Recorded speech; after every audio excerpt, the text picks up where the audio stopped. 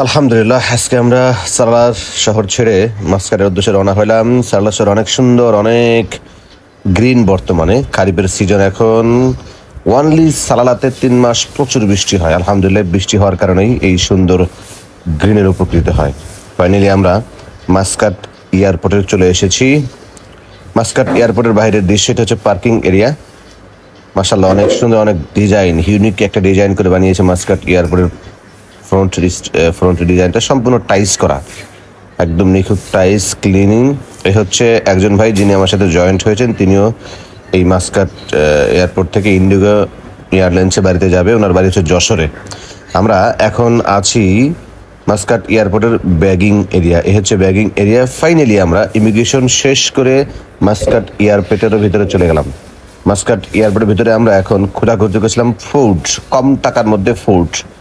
তো হয়ে গেছে, তো অলরেডি ফ্লাইট টাইম হয়ে গেছে।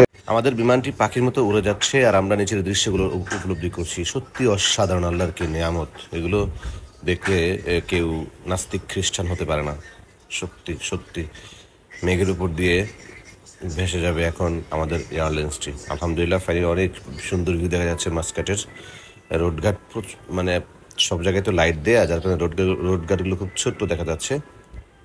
এই হচ্ছে এই মাস্কাটের সৌন্দর্য। পৌঁছে গেলাম ইন্ডিয়া মুম্বাই এয়ারপোর্টের মধ্যে। ঢোকার শুরুতেই অনেক আজে বাজে উত্তরমূত্র জঙ্গল মঙ্গল লাঠি মাটি, তারপরে হচ্ছে গিয়া মূর্তি দেখতে পাবেন। তার মধ্যে এই হচ্ছে আর্মিদেরই একটা বানানো কিছু একটা হবে আর কি। এটা হচ্ছে ফ্রন্ট সাইড এন্ট্রি, ঢোকার সাথে সাথেই এটা হচ্ছে সেই আর্মিদের ডিজাইন, আর্মিদের কোনো কিছু একটা বানানো। তবে একটা জিনিস ভালো লাগলো, সেটা হচ্ছে ইন্ডিয়াতে চেকিং পোস্ট যা আছে সব কিছু আর্মিদের দায়িত্বে, যতটুকু বুঝতে পারলাম ওদের পোশাক দেখে, আমি কনফার্ম না। ফাইনালি এটা হচ্ছে মুম্বাই এয়ারপোর্টের বাহিরের দৃশ্য।